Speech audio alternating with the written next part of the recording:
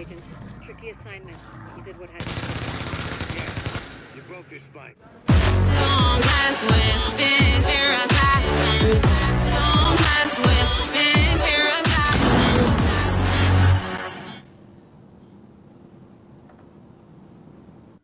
What's up guys, BigBearAssassin bringing you another Division video.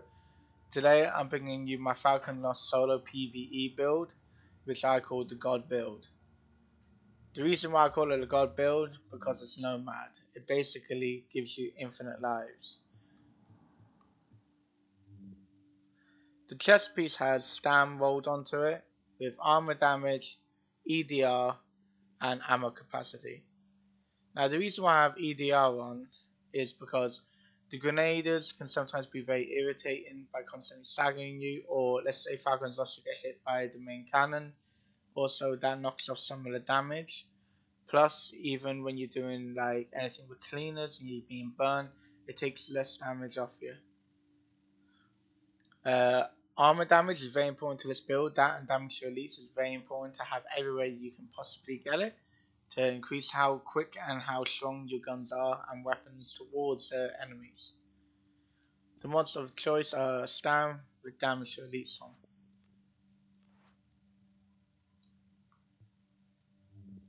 The mask. I have firearms with Stam with damage to elite mod on. It's rolled with armor damage and damage to elites.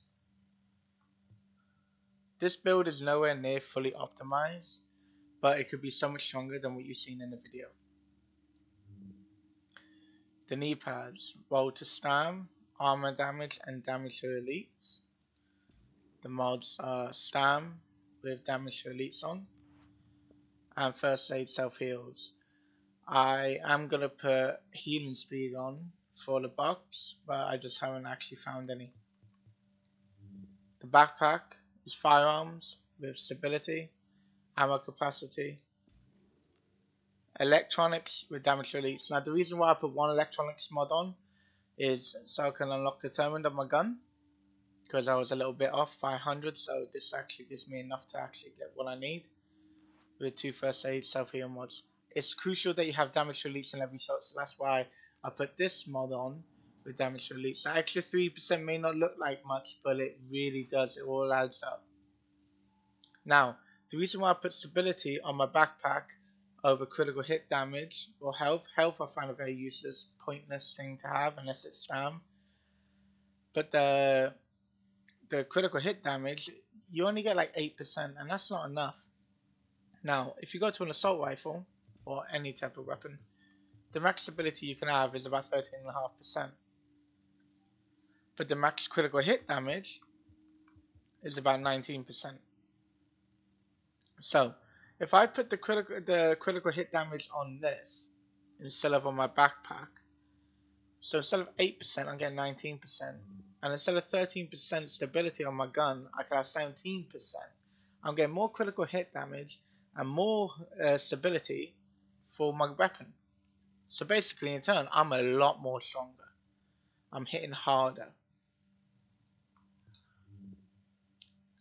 And for the gloves, I have firearms, I have assault rifle damage, armor damage and critical hit damage. On the holster, I only rolled up the SAM a bit, but I got quick shots. Now like I said, I have nowhere near optimized this. You can have loads more health on kill on this build. It's absolutely up to you how you run it, but this is just how I run it. I haven't optimized it with any div tech. If I did, it'd be so much stronger. Now the weapon of choice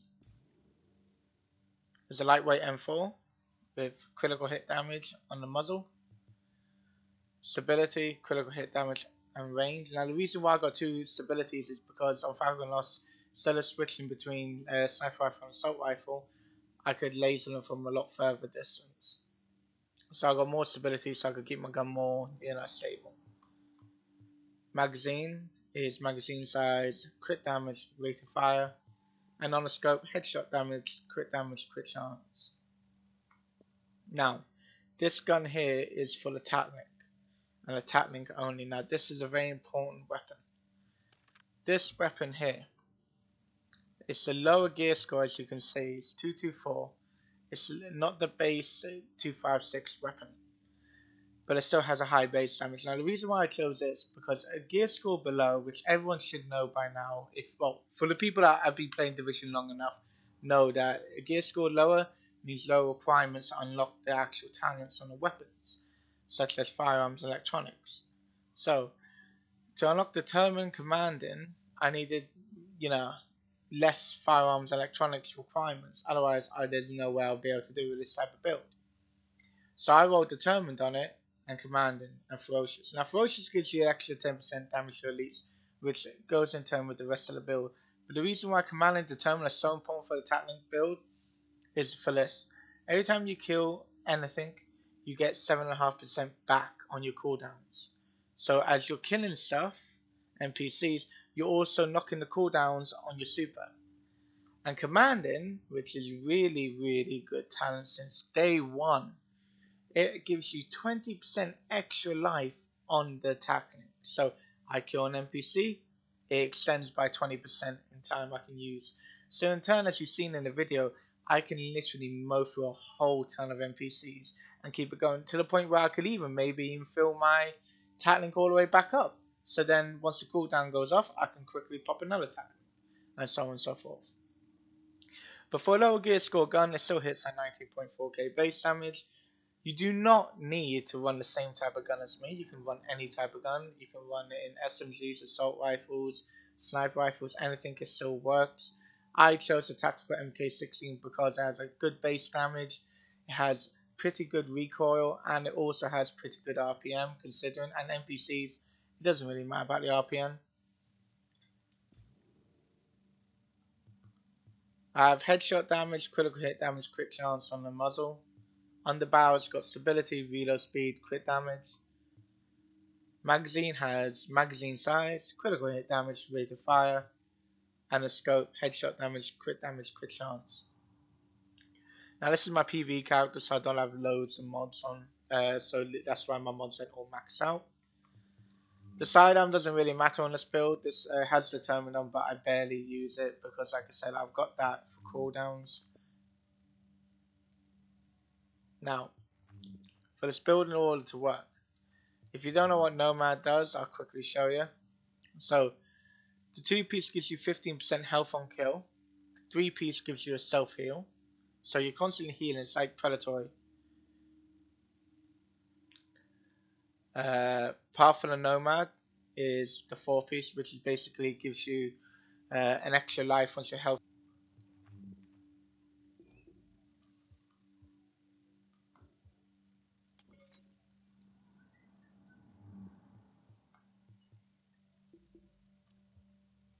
I have 10% critical hit chance. I could have more, but I choose not to.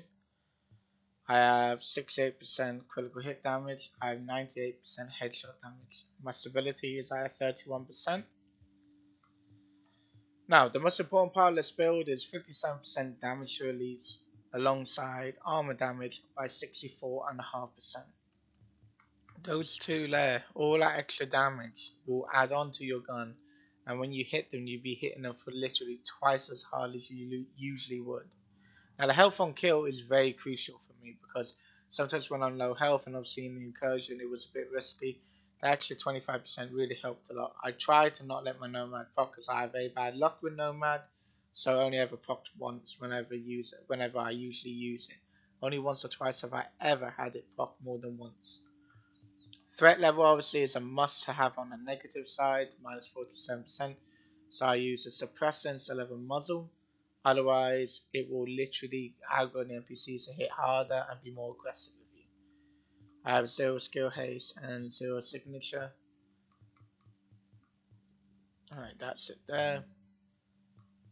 I want a revive box and a flashbang. You can run boost or whatever you want. I want a green as a backup. I run critical save. Tech support. Now the reason why I use tech support, every time you kill an NPC or turret or whatever, it will give you an extra 10% life on your box or whatever deployed skill you have. So I put a box down, my revive box, and then I kill something, it gives me 10% longer. So if I kill something, I get predatory. Then I get the Nomad healing. Then I'm getting healing off my support station. I'm getting 3 heals at once. Then I get the health on kill. This is why I call it the God build, because it literally makes you feel invincible. I have precision for the extra pulse damage, for quick chance quick damage, and on the move is very important. It gives you an extra 15% mitigation for 10 seconds, because I'm always constantly moving as I'm shooting.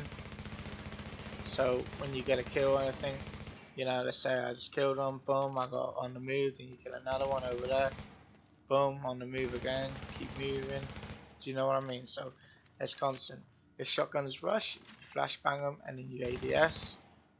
Or you can use a flame grenade. I found that very useful. Smoke grenades can help towards the end. An EMP grenade may come useful because of the amount of turrets. You may want to throw one down and they can really cut through you.